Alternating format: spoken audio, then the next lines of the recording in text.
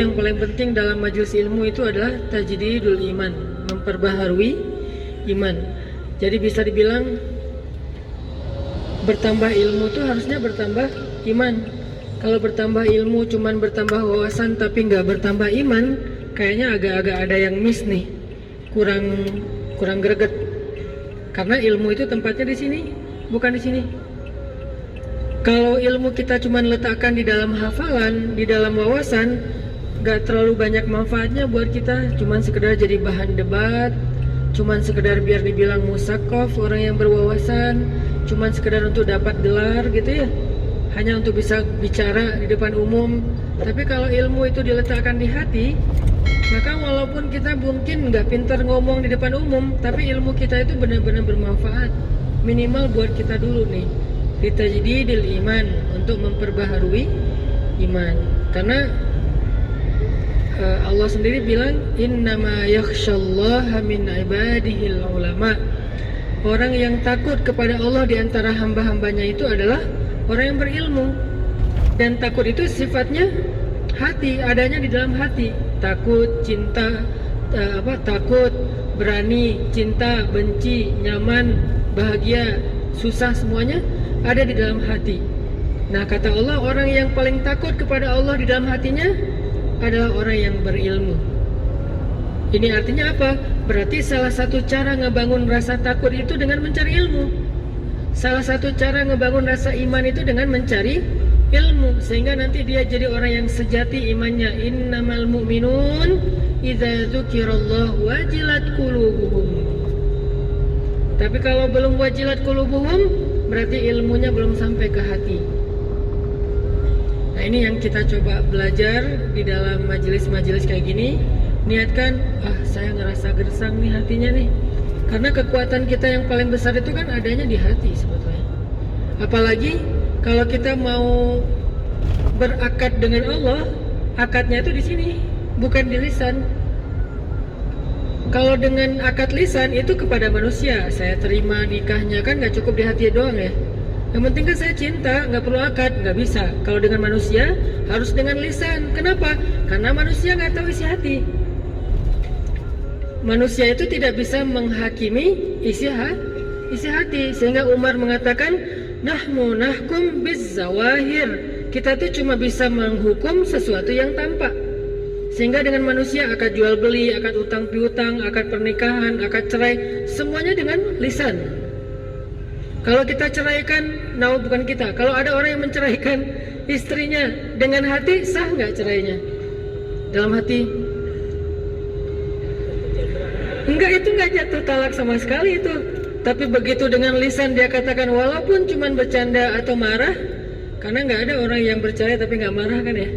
Ustadz, saya waktu itu ngomong talak itu dalam keadaan marah, Ustadz emosi. Emang ada yang yang mentalak dalam keadaan bahagia? Kamu saya talak ya? Kan nggak gitu kan? Yang namanya talak pasti orang marah dong. Yang disebut marah nggak jatuh talak itu marah yang sampai hilang akal, dan kayaknya jarang ada yang marah kayak gitu. Jadi kalau udah dibilang talak dengan lisan, atau kita pisah aja atau apalah yang senada, yang semakna, baru dia berlaku. Itu kalau ke manusia. Termasuk kalau kita mencintai seseorang, katakanlah kepada dia kan ada sahabat bilang, ya Rasul, saya cinta orang itu karena Allah. Kamu udah bilang belum ke dia? Belum. Bilang ke dia. Karena kalau kamu mencintai saudaramu, sampaikan kepada dia, nanti supaya dia membalas. Ana uhibbuka fillah, ahabbakallahu bima ahbabtani fih. Kalau nggak ngerti bahasa Arabnya, Ustaz, aku cinta sama kamu, agak-agak gelo. Cuman kalau di Indonesia nggak budaya gitu ya, jadi agak-agak ngerasa gimana gitu. Kalau di Arab biasa aja sih, ngasih permen. Ana uhibbuka fillah, akhi, aku mencintaimu karena Allah. Benar-benar karena Allah. Kalau perlu kita bikin kayak make sure gitu ya. Allah, benar karena Allah, A-nya dipanjangin. Karena kalau A-nya panjang itunya artinya apakah. Kalau A-nya pendek itu huruf biasa. Benar karena Allah, Allah, benar karena Allah, benar. Sampai 3 kali. Maka kemudian Muaz bin Jabal mengatakan, saya pernah mendengar Rasulullah SAW bersabda, siapa yang saling mencintai di dunia karena Allah, nanti di akhirat mereka akan saling memberi pertolongan. Kalau ada yang duluan masuk surga, dia akan cari temannya yang saling mencintai di dunia karena Allah, untuk dia tolong supaya bareng-bareng masuk surga.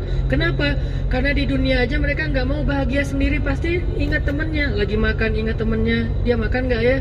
Kalau dia di rumahnya bagus, rumah temannya bocor, ingat rumah temannya, kasihan dia bocor kalau lagi hujan nih. Ingat di dunia aja, ingat apalagi di akhirat. Nah ini dengan manusia, lisan. Kalau dengan Allah nggak cukup lisan.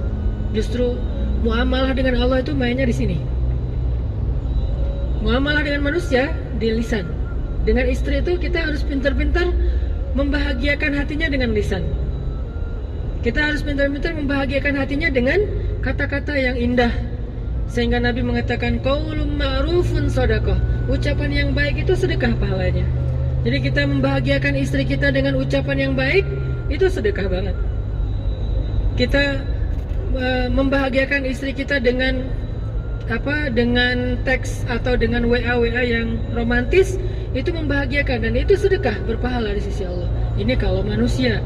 Kalau Allah nggak, kadang-kadang nggak cukup. Kita bilang, ya Allah, saya mencintaimu, engkaulah segalanya dalam hidup saya nggak bisa hidup tanpamu, segala macam. Tapi nggak benar ucapan itu di hati, Allah tolak. Kalau manusia kok nerima? Karena dia nggak tahu isi hati. Dan dia tidak boleh menghakimi isi hati. Nih nggak jujur nih, dia nggak boleh ngomong kayak gitu. Karena nggak ada yang tahu isi hati orang itu kecuali Allah, kemudian dia. Sehingga kalau ada teman kita mengatakan, sumpah, ya udah berarti selesai. Demi Allah selesai, saya jujur kok, selesai. Nggak boleh kita, nih ria atau apa segala macam. Nggak boleh menjudge isi hati orang lain. Ada yang posting di sosmed, lagi ngaji, kita ria nih, ini menjudge isi hati orang. Gimana kita tahu dia ria? Bisa aja sebaliknya, dia lagi syiar, dia berharap dengan dia posting ngajinya bagus, orang lain jadi semangat untuk belajar membaca Al-Quran, dan dia pengen dapat pahala dari man sanna sunnatan hasanah. Siapa yang mencontohkan satu contoh yang baik? Kita yang menghakimi isi hatinya dengan kata-kata ria, malah nambah-nambah dosa, atau mentransfer pahala kita buat dia, kan rugi nih. Nah kalau ke Allah, Allah maha tahu. Wa asirru qawlakum aw jaharu bih innahu alimun bidzatis sudur. Kalian sembunyikan kata-kata kalian atau kalian nyatakan, innahu alimun bidzatis sudur. Allah tahu banget lah isi hati kalian, kata Allah. Sehingga kalau kita cuma berucap ngegombal ke Allah, tapi di hatinya tuh nggak jujur, Allah nolak gombal kita. Apa contoh gombal ke Allahnya? Inna sholati wa nusuki wa mahyaya wa mamati lillahi rabbil alamin. Itu keren banget kan kata-katanya. Sesungguhnya sholat saya, kurban saya, inna sholati wa nusuki, hidup saya, mati saya, semuanya untuk Allah. Tapi nggak ada di hati kata-kata itu, maka Allah akan menolak kata-kata tersebut. Sama kayak orang-orang mengatakan, wa minan nasi man yaqulu amanna billah yaqulu amanna billahi wa bil yaumil akhir. Ada manusia, ada orang bilang, kami beriman kepada Allah dan hari akhir. Terus Allah komen postingan mereka. Apa kata Allah? Wa ma hum bimu'minin. Mereka nggak beriman. Ditambah lagi komen sama Allah berikutnya. Jadi di replay komennya tuh berkali-kali. Apa komen berikutnya? Yukhadi'una Allah walladzina amanu wa ma yakhda'una illa anfusahum wa ma yash'urun. Mereka bohong, kata Allah. Kenapa kok Allah menjudge seorang yang berkata-kata baik? Kami beriman, kata mereka. Kan baik kan kata-kata ini ya. Asyhadu an la ilaha illallah, inna sholati wa nusuki, apalagi hasbi Allah wa ni'mal wakil, la haula wa la quwata illa billah, apalagi kalimat-kalimatnya, la'allahu khair, iyyaka na'budu wa iyyaka nasta'in, la tahzan innallaha ma'ana. Semua kata-kata yang baik, tapi Allah komennya enggak, kata Allah. Bohong kata Allah. Kok Allah menjudge kayak gitu padahal ucapannya baik? Jawabannya ada di ayat berikutnya. Fi qulubihim marad, karena di hati mereka ada penyakit. Apa penyakitnya? Gak jujur. Makanya kalau ke Allah muamalah itu di sini letaknya. Kalau ke manusia dengan lisan. Makin baik dalam kita berkomunikasi, makin orang bahagia. Makin orang jadi teman dekat dengan kita. Makin bagus cara kita nulis caption atau kita nulis teks WA kita tuh pakai emoticon guling-guling lah, big hug lah, nangis lah, kiss lah, segala macam. Makin jadi kayak geng banget ya, sahabatan banget. Apalagi buat cewek-cewek kan senang pakai emoticon tuh.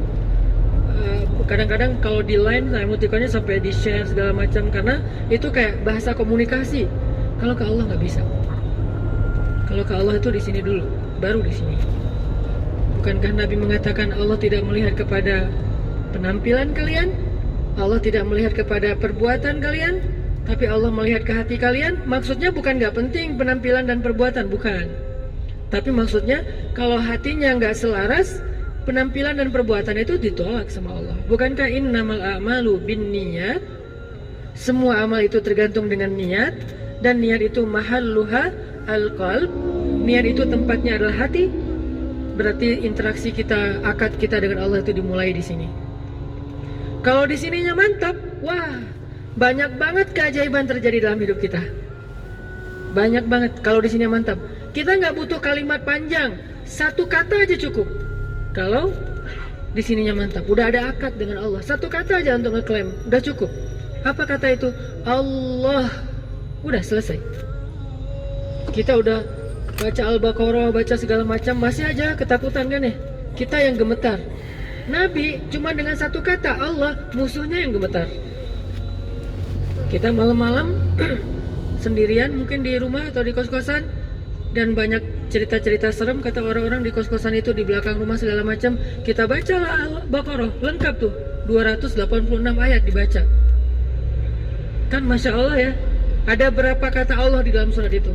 Kok masih gemetaran? Kok masih nggak bisa tidur? Kok masih khawatir?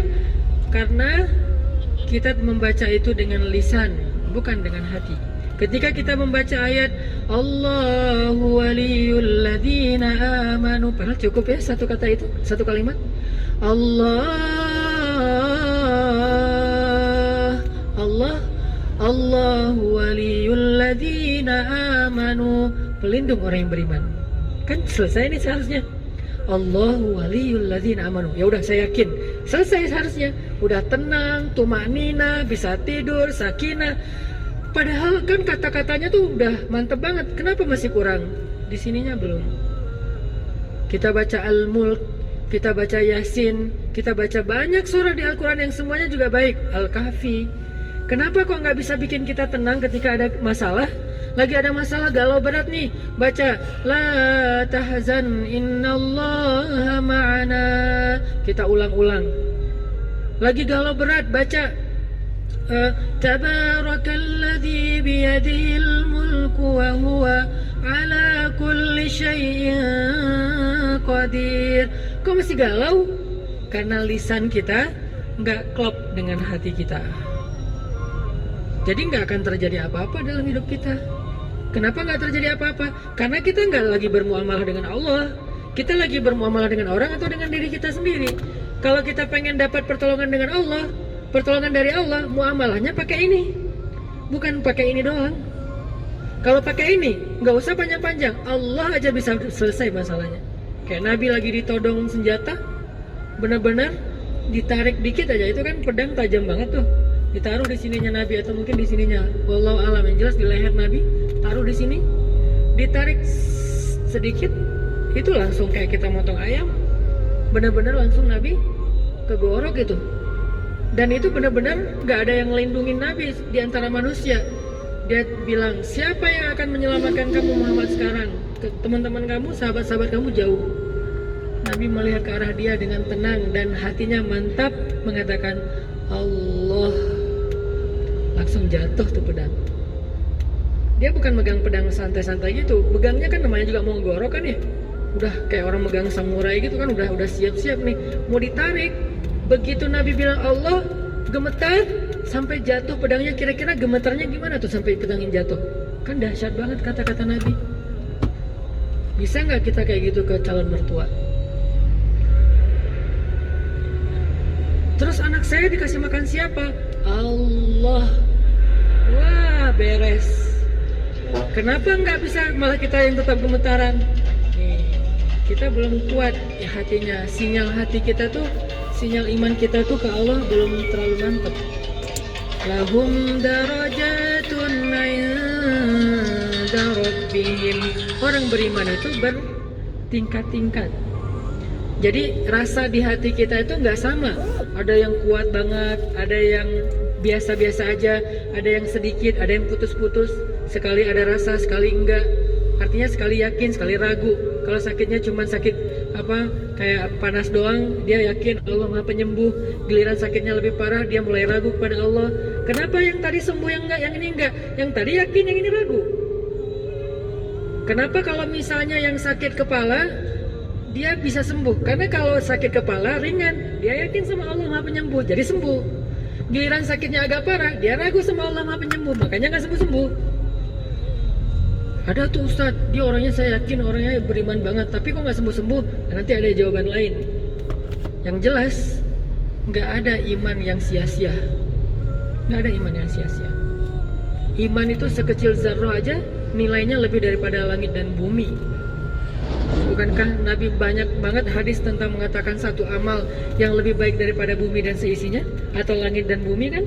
Itu sekecil zarrah amalnya, tapi lebih berat daripada langit dan bumi. Kalimat subhanallahi wa bihamdi, subhanallahil azim aja, itu kalau ditimbang di dua timbangan, yang satu ditaruh bumi dan langit, satu lagi kalimat subhanallahi wa bihamdi, subhanallahil azim, itu lebih berat subhanallah daripada bumi dan langit. Iman sesepele itu coba. Belum kalimat yang panjang, yang satu surat Al-Quran yang kayak gimana panjang lebar. Cuman kata-kata yang singkat. Kenapa? Kalau diucapkan dengan hati yang mantap. Jadi kalau kita pengen lihat keajaiban dalam hidup kita, ini nih yang ditajdid. Kita butuh majelis ilmu itu untuk ini nih, untuk ngecas terus, untuk nguatin terus. Sehingga kalau ininya kuat, begitu kita angkat tangan, ininya mantap, Allah kasih. Dan saya walaupun bukan ahlinya, tapi saya dengan kelemahan saya tuh sering ngebuktiin itu benar-benar nyata. Benar-benar nyata, di luar dugaan, di luar nalar kita tuh bisa terjadi. Makanya kayak saya sering banget men-flashback tentang pengalaman-pengalaman hidup saya pribadi. Itu jadi kayak kata Allah di surat Ad-Duha, ketika Nabi lagi galau kan ya, 6 bulan gak turun wahyu. Setiap hari Nabi ngeliat ke langit, mana ya Jibril kok gak turun-turun. Setiap hari Nabi ngeliat ke langit, mana Jibril kok gak datang juga. Mana Jibril, mana Jibril, mana Jibril. Selama 6 bulan sampai Nabi sedih, sampai Nabi mulai berpikir kalau beliau sudah dicabut, dipecat jadi Nabi. Jangan-jangan Allah udah gak ridho lagi saya sebagai Nabi nih. Jangan-jangan saya sudah diberhentikan. Jangan-jangan Allah udah memilih Nabi yang lain selain saya. Jangan-jangan saya udah gak layak. Sedih banget. Kebayang gak tuh sedihnya? Lebih sedih daripada ketika anak laki-laki beliau wafat. Sedih banget Nabi tuh. Itu salah satu adegan Nabi paling sedih ketika 6 bulan gak turun wahyu. Sampai Nabi menganggap bahwa hidup ini udah gak ada artinya lagi kalau saya udah gak punya manfaat. Udah gak ada misi dalam hidup, buat apa lagi saya hidup. Sedihnya luar biasa, murung terus-terusan. Tiba-tiba turun ayat Wadduha, demi matahari yang ketika duha, artinya hidup ini masih cerah Muhammad. Wallaili idza saja, demi malam yang tenang. Kenapa kamu resah Muhammad? Ma wadda'aka rabbuka wa ma qala. Allah harusnya bisa aja bilang ma wadda'aka rabbuka wa qala. Tuhanmu tidak benci kepadamu dan tidak meninggalkan kamu. Tuhanmu tidak meninggalkan kamu dan tidak benci kepadamu. Enggak, Allah bilang Tuhanmu tidak pernah meninggalkan kamu, tidak pernah benci ya. Tuhanmu tidak pernah meninggalkan kamu dan benar-benar tidak pernah membenci kamu. Ini artinya Allah tuh kayak negesin banget kalau Allah tuh nggak benci dan nggak ninggalin Nabi. Jangan sedih Muhammad. 6 bulan itu bukan berarti Allah ninggalin kamu. Itu kayak ujian juga buat Rasulullah. Setelah itu wala sawfa yu'ti walal akhiratu khairul laka minal ula wala saufa yu'tika rabbuka fatarda. Allah terus ngasih kayak motivasi buat Nabi Muhammad. Jangan putus asa wahai Muhammad, jangan sedih wahai Muhammad, jangan berkecil hati wahai Muhammad, jangan menyerah wahai Muhammad. Aku pasti akan menolong kamu. Aku nggak pernah ninggalin kamu. Aku tuh nggak pernah jauh dari kamu. Allah ngomong kayak gitu coba. Surat Al-Tuha itu tinggal dikasih nada Korea dikit tuh benar-benar kayak gitu. Jadi Allah kayak lagi kayak ngasih harapan buat Nabi Muhammad. Kamu jangan pikirin aku jauh dari kamu. Aku tuh nggak nge-reject kamu. Gitu. Kalau ekspresi saya mah ya. Aku tuh nggak pernah nggak baca WA kamu. Aku tuh nggak pernah ngeblok kamu. Aku tuh nggak gitu-gitulah kalau bahasa kita yang agak-agak gimana gitu ya. Kalau ke teman mungkin nggak pernah gitulah. Yang jelas Allah kayak meyakinkan Nabi, Allah tuh nggak pernah ninggalin Nabi. Terus biar Nabi makin pede berjalan, makin yakin bahwa beliau nggak sendiri apa? Allah nyuruh Nabi flashback. Alam, coba kamu lihat ke belakang. Coba kamu ingat-ingat lagi. Alam yajidka yatiman fa'awa wa wajadaka dhallan fahada wa wajadaka ailan fa'aghna. Coba kamu ingat lagi masa lalu kamu Muhammad. Bukankah kamu dulu yatim, gak punya ayah, kemudian gak punya ibu, kemudian gak punya kakek, kemudian sampai gak punya paman? Lalu Allah memberikan kamu terus orang yang akan mendampingi kamu. Gak ada ayah, ada ibu. Gak ada ibu, ada kakek. Gak ada kakek, ada paman. Gak ada. Kemudian setelah selesai masa paman dengan istri yang luar biasa. Kenapa Allah gak ngasih Khadijah itu semasa dengan Ummu Salamah, Sauda, Aisyah? Kenapa? Karena satu orang Khadijah itu tidak sebanding dengan semua istri-istri Nabi yang lain. Dan Nabi butuh Khadijah di masa-masa merintis dakwah.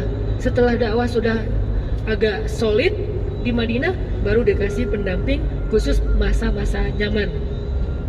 Aisyah itu istri di masa nyaman, makanya hadis-hadisnya main, bercanda, ya kan ya? Cemburu-cemburuan, ngambek-ngambekan, kejar-kejaran, itu Aisyah. Terus di sisi yang lainnya mencari ilmu, menghafal hadis, menghafal Quran. Karena Islam dakwah udah lumayan solid di situ tuh. Kalau masa merintis, masa-masa Nabi pulang dalam keadaan sedih, diselimutin, Nabi pulang dalam keadaan kotor, baju tubuhnya dibersihin, itu Khadijah.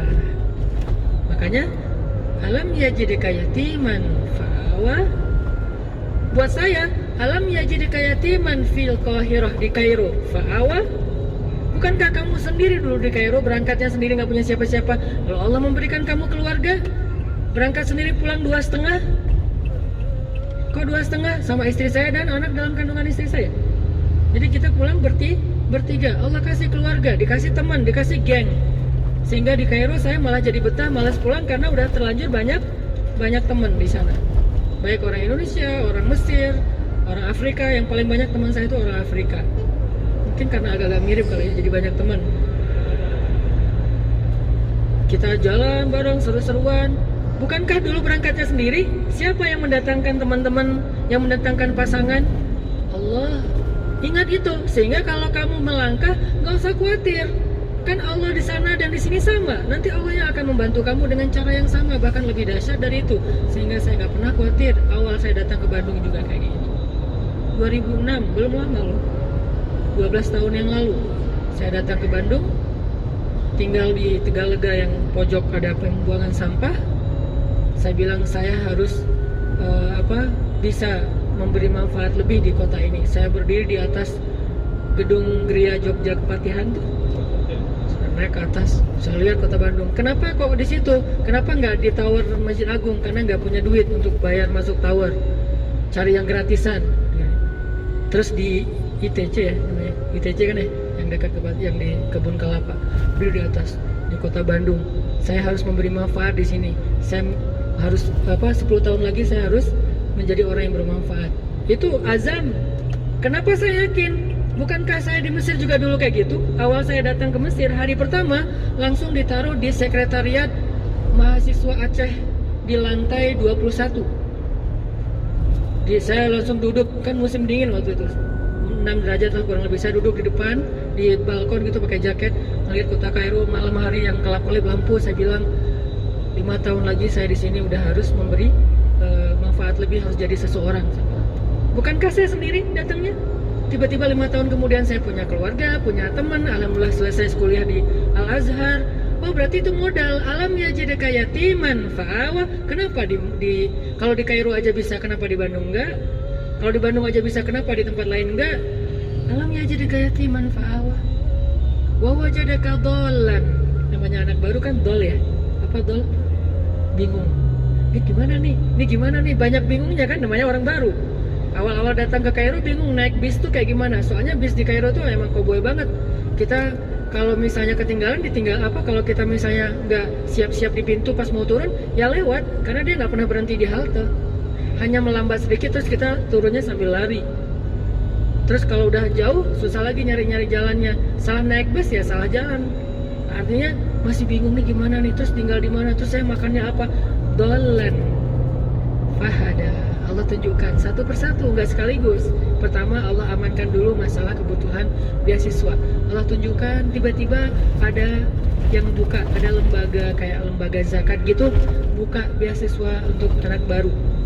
Datang ngantri, disuruh ngaji doang, lulus, alhamdulillah selesai satu fahada. Udah dapat beasiswa, akhirnya fahadanya apa? Cari kos-kosan. Dapat kokosan, awalnya cari yang paling murah di kampung. Yang saya cerita ada keledai segala macam di kampung banget. Selalu kayak gitu mulai kehidupan saya tuh dari awal banget, dari bawah. Udah dapat kos-kosan, sekarang tinggal mikirin jalur dari kos-kosan ke kampus. Naik apa yang paling murah? Apakah naik MRT? Sesekali doang naik MRT karena mahal. Cuma pengen sok-sok keren-keren aja gitu naik MRT. Sisanya naik kayak bis yang paling murah, yang isinya tuh orang jualan sayur, terus kayak bawa-bawa ayam gitu. Pokoknya gitu aja, keluar dari situ tuh udah baju udah harus ganti. Belum lagi kalau musim panas kan keringat-keringetan terus segala macam. Keluar dari situ, gimana ya kok jadi kayak gini. Itu naik itu. Kenapa? Udah fahada. Dari situ mulai fahadanya apa? Mulai kenal teman-teman orang Indonesia, mulai ditunjukkan oleh Allah ide bikin usaha apa. Fahada.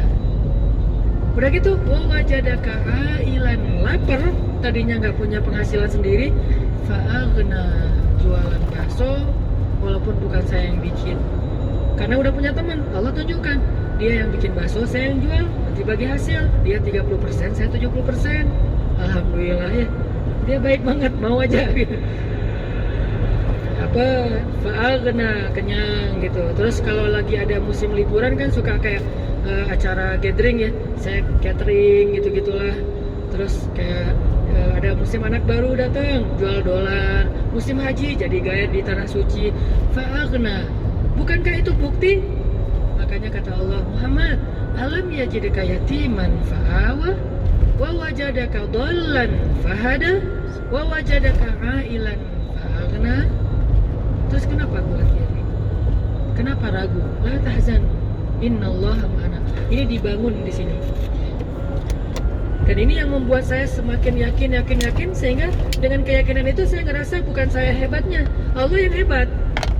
Cuman kehebatan Allah itu nggak kita lihat langsung karena kita nggak yakin akadnya. Jadi tiket mau ngelihat show-nya Allah tuh, tiketnya itu iman. Jadi kita kalau pengen melihat Allah perform, Allah show, dan show-nya tuh spektakuler banget, tiketnya di sini, barcode-nya tuh ada di sini.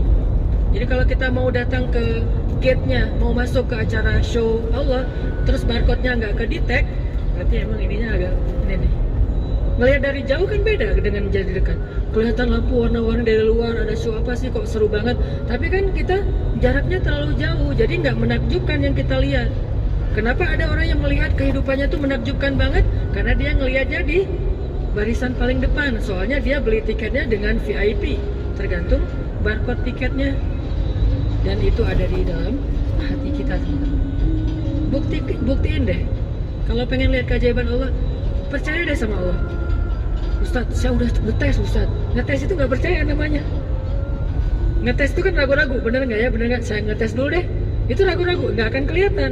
Percaya, gimana caranya Ustadz? Coba percaya. Tapi kan percaya juga bertahap.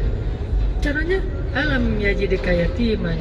Lihat masa hidup kita selama ini. Bukankah Allah yang nolong kita? Kalau kita ngerasa nggak kayak orang yang garing hidupnya, nggak punya pengalaman, lihat pengalaman teman kita yang lebih unik. Lihat pengalaman orang-orang yang sering sharing yang lebih unik lagi tuh. Bukankah Allah yang nolong dia? apalagi kalau di Bandung tuh banyak banget hijrah story kan, dari orang-orang yang Allah selamatkan, dikasih second life kayak gitu-gitu. Bukankah itu alam yajidka yatiman fa'awa wa wajadaka dhallan fahada wa wajadaka ailan fa'aghna? Kenapa nggak bertambah iman kita mendengar cerita-cerita itu? Sehingga kalau kita udah bertambah iman, nanti kita akan melihat keajaiban dari Allah. Kalau enggak, wa ma hum bimu'minin. Yukhadi'un Allah fi qulubihim maradun.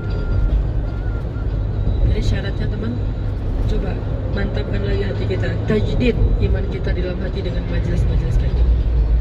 Itu yang bikin saya merasa, kalau saya pribadi nih ya, bukan saya mungkin gak layak, tapi saya merasa wa amma bi ni'mati rabbika hadis. Saya merasa ada satu kehebatan Allah yang saya pengen banget cerita ke banyak orang. Bukan sayanya hebat, demi Allah, Allahnya yang hebat. Dan kehebatan Allah ini kita harus tahu. Nah, itulah motivasi saya men-share. Itu yang bikin saya pede banget, ngapa-ngapain pede. Kenapa? Karena Allah yang... Tapi bukan berarti konyol ya. Tetap ada pertimbangan, tetap ada ikhtiar. Itu mah urusan zahir. Pertimbangan, ikhtiar, musyawarah, itu urusan zahir. Ini kita lagi ngomongin urusan batin. Jangan sampai kita batinnya mantap tapi nggak ikhtiar. Kok nggak ada Ustadz? Dia terlalu woles. Terlalu, kayak kemarin ada cerita teman di Surabaya tuh bilang, Ustadz, saya tuh udah berusaha woles, tapi kok nggak lulus ya Ustadz. Saya ketika ujian woles, nggak belajar, kata dia. Saya udah umur sekian, woles, nggak ngelamar cewek. Ya tapi kok jadi hidup saya kayak gini-gini aja Ustadz. Itu bukan woles. Bukankah Nabi berlindung kepada Allah dari kata-kata a'udzubika minal ajzi wal kasal? Aku berlindung kepada Engkau ya Allah dari lemah dan malas. Itu malas, bukan woles. Mudah-mudahan kita jadi tahu, oh berarti akad kita tuh di sini. Kalau mantap di sini nih.